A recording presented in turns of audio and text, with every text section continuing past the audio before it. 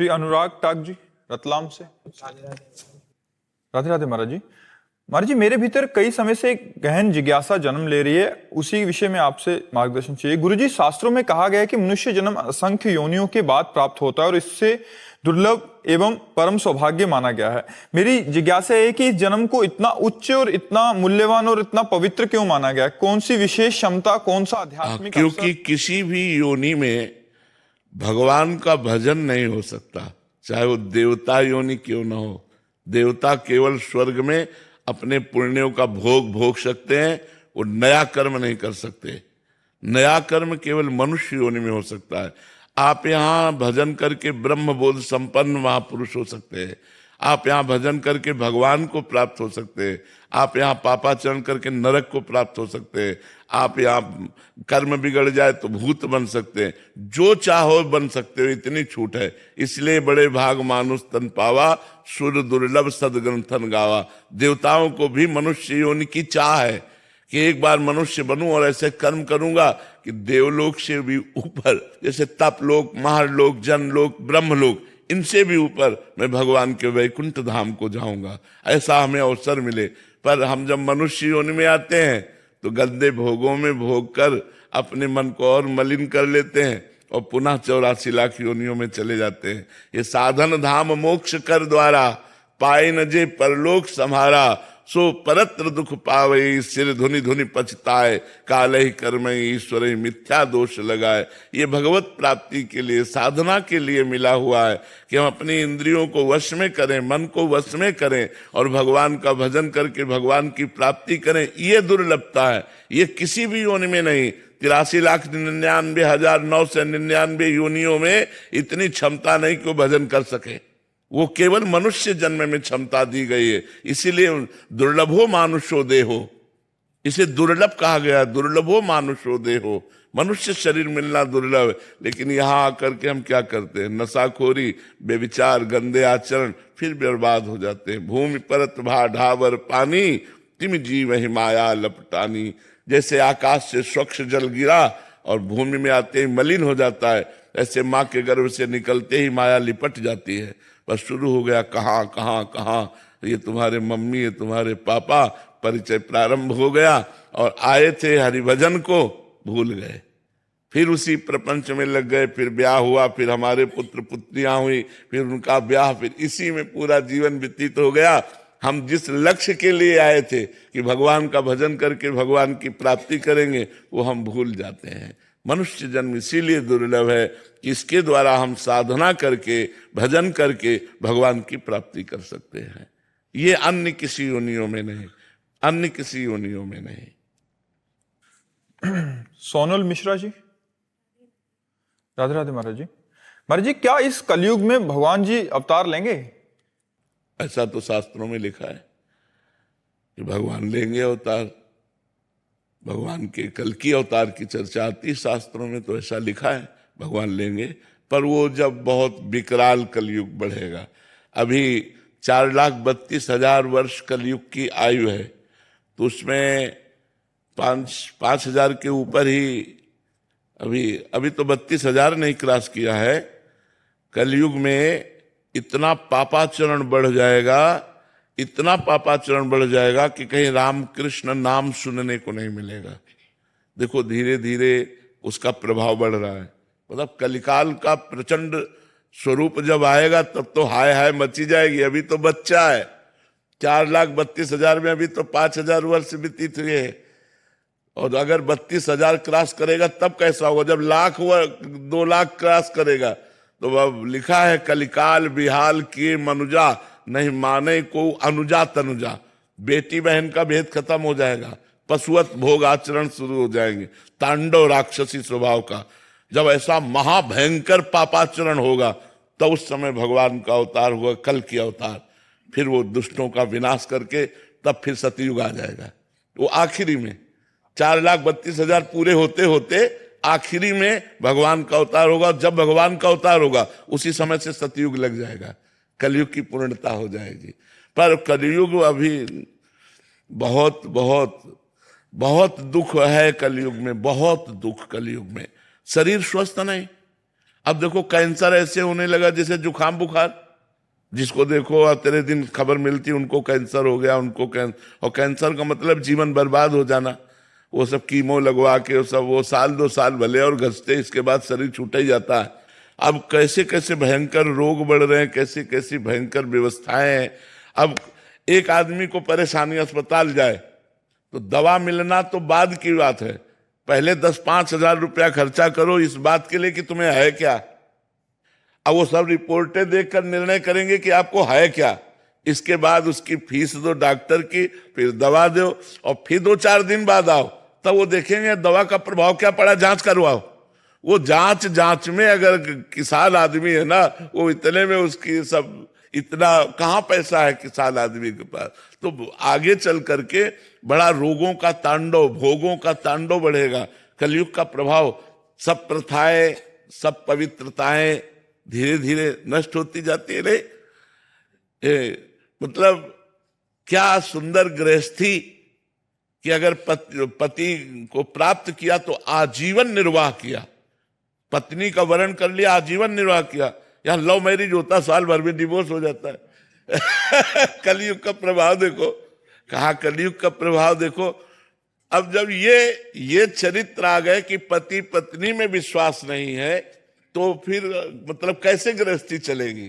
तो बड़ा समय धीरे धीरे कलयुग का प्रभाव तो बढ़े। पर कलयुग का एक बड़ा गुण है, जो 10,000 वर्ष तपस्या से फल प्राप्त होता था, वो कुछ दिनों के नाम कीर्तन नाम जप से प्राप्त हो जाएगा। कलयुग का बहुत बड़ा, कलयुग समयुग आन नहीं, जो नर कर विश्वास, गाय राम गुण गण विमल, भवबिन तरह प्रयास। इसमें बिना प्रयास के भवसागर से तरने का उपाय है राम राम राम राम, राधा राधा राधा राधा, कृष्ण कृष्ण कृष्ण। नहीं तो पहले पता चला कि 10,000 वर्ष दाहिने पैर के अंगूठे केवल खड़े होकर दोनों हाथ उठा के मंत्र जप कर रहे हैं, कितनी कठिन तपस्या। तो कलयुग में यह 10 सेकंड नहीं खड़े हो सकते अंगूठे केवल, 10,000 वर्ष तो बात जाने दो। तो इसीलिए इसमें छूट दे दी गई कि आप नाम जप कर, कलयुग केवल नाम आधारा, सुमिर सुमिर नर उतर ही पारा। भगवान का नाम जप करके आप संसार समुद्र से पार हो सकते हैं। ये कलयुग की विशेष महिमा है। शिवम कुमार सिंह जी, सतना से। श्री हरिवंश महाराज जी। महाराज जी, अगर इसी जन्म में भगवत प्राप्ति करना हो और ये अंतिम जन्म बनाना हो, इसके लिए हमें क्या करना चाहिए? तदर्पिता अखिलाचारिता तद्विस्मरणेन परम व्याकुलते। एक एक आचरण पवित्र और भगवान को समर्पित और निरंतर भगवान का सुमिरन, तद्विस्मरणेन परम व्याकुलते। एक सेकेंड के लिए भी भगवान को भूल जाने पर ऐसी व्याकुलता पैदा होने लगे, जैसे मछली को जल से अलग करो तो तड़पने लगती है, ऐसी व्याकुलता, तो समझ लो कि हमारा आखिरी जन्म है। जब कोई भी खान पान भोग हमारे भगवान के स्मरण को न रोक पावे, खाते पीते चलते उठते बैठते हर समय तैल धारावत भगवान का चिंतन चल रहा है, तब वो भगवान को प्राप्त हो जाता है। अखंड स्मरण भगवान की निश्चित प्राप्ति करा देता है। तो हमारे आचरण पवित्र हो, हमारा खान पान पवित्र हो, हमारे विचार पवित्र हो, और खूब भगवान का निरंतर नाम स्मरण करें और हर कर्म को भगवान को समर्पित करें, तो इसी जन्म में हमारा काम हो जाएगा। अपने को भूल जाओ और भगवान के स्मरण में मस्त हो जाओ, यही परम पद है, यही भगवान की प्राप्ति है। भगवान कहीं दूर नहीं, आपके हृदय में ही बैठे हुए हैं। जितना भजन करेंगे उतने अनुभव होता जाएगा। नहीं तो माया का चद्दर ओढ़े हुए, त्रिगुण माया का पर्दा लगाए हुए हृदय में ही बैठे हैं, कहीं दूर नहीं है। भजन के प्रभाव से माया का प्रभाव हटे तो भगवान का साक्षात्कार हो जाए। हृदय मंदिर में भगवान विराजमान है, और जहां उनका साक्षात्कार हुआ, आखिरी जन्म समझो, आखिरी जन्म। रोहित शर्मा जी। श्री हरिवंश महाराज जी। महाराज जी, मैं पिछले 2 सालों से आपकी बातें मानकर राधा नाम जपने का भी प्रयास कर रहा हूं, परंतु मन मुझे बार बार ये कहकर गिराता है कि तेरी तो प्रकट में दीक्षा नहीं हुई, अभी कंठी भी नहीं पहनी, वृंदावन वास भी नहीं है, आचरण भी सही नहीं है, तो तुझे प्रिया प्रीतम नहीं मिलेंगे। ऐसा किसका प्रश्न है? तो कंठी बांध लो। ये प्रीति मिल जाएगी तो। प्रयास करो, कृपा से उनके क्या नहीं हो जाएगा। जब मनुष्य शरीर मिल गया तो भगवत प्राप्ति दुर्लभ थोड़ी है। दुर्लभ तो मनुष्य शरीर था, दुर्लभो मानुषो देहो, सो प्राप्त हो गया। अब हम सब कुछ प्राप्त कर सकते हैं। क्या जाता है, कंठी बांध लो, राधा राधा बोलो, राधा राधा। ये गुरु मंत्र हो गया। समझ रहे हो ना, गुरु मंत्र हो गया, कंठी बांध लो। कोई नशा आदि तो नहीं करते हो, बस खूब नाम जप करो, चिंता मत करो। भगवान बड़े कृपालु हैं, इसीलिए भेजा है। भगवत प्राप्ति के लिए तो भगवान ने भेजा है। मनुष्य जन्म दिया, साधु समागम दिया, तो इसका मतलब हम पर भगवान की विशेष कृपा है।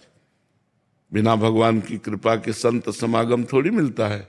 अब मोह भा भरोस हनुमंता, बिनु हरि कृपा मिले नहीं संता। तो हरि की कृपा हुई तो संत समागम मिला, और संत समागम का फल है भगवत प्राप्ति। बड़े भाग पाइब सत्संगा, बिना प्रयास होए भव भंगा। बड़े भाग्य से सत्संग की प्राप्ति होती है, और सत्संग मिल गया तो बिना प्रयास के संसार सागर से हम पार हो जाएंगे। तो हमें प्रयास करना है नाम जप का। हर समय नाम जप करो, कोशिश करो कि भोजन पवित्र हो। प्याज लहसुन पाते हो? मैं घर वालों को भी लेके आया हूँ वृंदावन ना। है? घर वाले भी मेरे साथ वृंदावन आए ना पहली बार। अच्छा, अब वो इधर नियम ले लेते कि ऐसा कुछ नहीं खाए। हाँ, बहुत उत्तम बात है। यदि ऐसा हो जाए तो उत्तम बात है। ठीक है, देख लो करके। करुण गुप्ता जी जम्मू से। राधे राधे। राधे राधे महाराज जी। महाराज जी, आपके आशीर्वाद से मेरे शरीर से मदिरा और मांस सेवन करने की आदत छूट गई है, और ये सिर्फ आपकी ही कृपा से हुआ है महाराज हम जी। धन्यवाद महाराज जी, देते मुझे हैं लगता आपको कि आपने अपने जीवन को अच्छे मार्ग में लगाया, असत मार्ग से हटाया। बहुत अच्छी बात है, बहुत अच्छी बात है। महाराज जी, ऐसे ही कान पकड़े रखना, क्योंकि आपकी कृपा से। कान नहीं पकड़े, हम तो हाथ पकड़े हैं, तो चिंता मत करो। कान तो थोड़ी पकड़ होती है, छुटा सकते हो। हाथ पकड़े, भगवान जब कृपा करते हैं ना, उनका हाथ पकड़ना यही होता है, गलत मार्ग से हटाकर सही मार्ग में चलाना। कुपथ निवार्य सुपंथ चलावा। भगवान जब कृपा करते हैं तो हमें ऐसे हितमित्र मिल जाते हैं, ऐसे संत मिल जाते हैं जो कुपंथ से हटाकर सुपंथ में चलाते हैं। तो भगवान ने हमें पकड़ लिया है, सुपंथ मार्ग में पकड़ लिया है। अब ये है कि दोबारा उस गलती को ना करें। कभी आपके यार मित्र दोस्त मिलेंगे, अरे कहाँ के चक्कर में पड़ गए तो ये बातें अब जीवन में नहीं होनी चाहिए।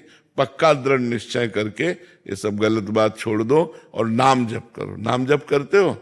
जी हाँ, नाम जप करो, यही जीवन का परम लाभ है। ये 4 दिन की चांदनी है, पता नहीं कब शरीर छूट जाए। गंदे आचरण करके शरीर छूटा तो नरक जाना पड़ेगा यार। वो भी दोस्त भी ऐसे कहते हैं, 4 दिन की चांदनी है, खाओ पियो ऐसे। नहीं, 4 दिन की चांदनी में हम अपने को बर्बाद थोड़ी करेंगे। हमको अच्छे मार्ग में चलना। जब हमें अवसर में, यही तो गंदे लोगों के विचार होते हैं कि यार थोड़ा समय मिला है हम गंदा कर ले। नहीं, थोड़ा समय मिला है हम अपने को संभाल लें, हम अच्छे आचरण करें, हमारा आगे का जन्म बुरा ना हो, पशु पक्षी कीट योनियों में न जाना पड़े हमको। कम से कम अगर हम ना भगवत प्राप्ति कर पाए तो अगला जन्म फिर मनुष्य का मिले और हम भगवान की आराधना करके भगवान को प्राप्त हो। मनुष्य जन्म बहुत अच्छा शरीर है, कोई भी पीड़ा हो डॉक्टर से, लेकिन आप पशु पक्षी के रूप में जंगलों में रह रहे हैं, आपको क्या पीड़ा है, क्या घाव है, कोई देखने वाला नहीं। कितनी भूख प्यास, क्या कोई सर्दी गर्मी बरसात सब। तो हमें लगता है कि हमें ऐसा भजन तो इतना तो कर ही लेना चाहिए कि मुझे अगला जन्म मनुष्य का मिले। बिना भजन के नहीं मिलेगा। भगवान ने कृपा की तो इस जन्म मनुष्य बनाया, अब तुम इतना साधन कर लो कि अगला जन्म फिर मनुष्य का मिले। भारत जैसे पवित्र देश में जन्मे और धर्म पूर्वक समाज सेवा और देश सेवा, परिवार सेवा और भगवत प्राप्ति, ये सब परम लाभ लें। ये थोड़े दिन के लिए थोड़ी शराब पी करके रोड किनारे पड़े रहना, ये मनुष्य जीवन थोड़ी है। मनुष्य जीवन है संयम, नियम, अच्छे आचरण, अच्छा भोजन और भगवान का भजन करके परोपकार करो। मनुष्य जीवन परोपकार के लिए मिला है। कंठी पहननी है, कुछ परहेज वगैरह। कंठी पहननी, कुछ परहेज बता दीजिए। बस सबसे बड़ा परहेज तो आपने छोड़ ही दिया, अब रह गया प्याज लहसुन। वो आपके आशीर्वाद से वो भी छोड़ दिए। छोड़ दिए तो बस फिर, आपके बल से। हाँ नहीं बहुत, फिर क्या, फिर तो बस आराम से पहनो, कोई परेशानी नहीं। बाथरूम जाना होता तो कंठी नहीं उतारना, न शौच में उतारना होता है, न बाथरूम में उतारना होता है।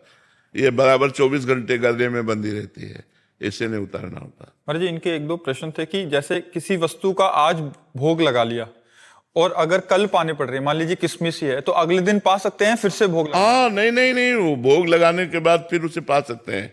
महाराज जी मेरा प्रश्न ये था कि जैसे आज कोई मिठाई लाई, भगवान जी को भोग लगा के पा लिया, जी कल दोबारा से पाने लगे हैं तो उसको मन में भोग लगाना चाहिए कि नहीं? क्योंकि नहीं नहीं नहीं, वो तो भोग लगा हुआ है, जयकार कर सकते हैं राधा वल्लभ लाल की जय, और फिर उसे पा सकते हैं।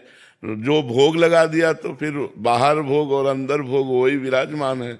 तो मानसिक लगाओ चाहे प्रगट में लगाओ, एक बार भोग लग गया, अब जैसे हमें दोबारा पाना है तो राधा वल्लभ लाल की जय पाने लगे, ऐसे जय। छोटे छोटे प्रश्न, जैसे एक डब्बा लेके आए निमित्त से कि भोग लगाना है, अगर उसी में से 4 पीस निकाले और अलग से भोग लगा दिया तो अगले दिन फिर उस डब्बे से लगा? हाँ हाँ, उसी क्योंकि डिब्बे से वो तो चल अमनिया ही लेके। था। हाँ, तो या फिर पूरा डब्बा लगाया तो फिर वो पूरा प्रसादी हो गया ना? नहीं, 4 पीस अगर हमारी आज जरूरत है, हमने 4 पीस का भोग लगाया, अगर उसमें 8 पीस है तो हम 4-4 पीस 3 दिन भोग लगाएंगे जी।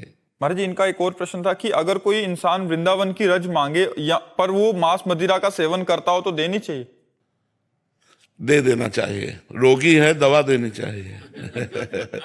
रोगी है, दवा देनी चाहिए। मरीज है, बड़ा सीरियस मरीज है, उसको तो तुरंत देनी चाहिए। उसकी श्रद्धा तो बनी, और रजरानी कृपा करेंगे, उसकी बुद्धि शुद्ध हो जाएगी और गलत आचरण त्याग देगा।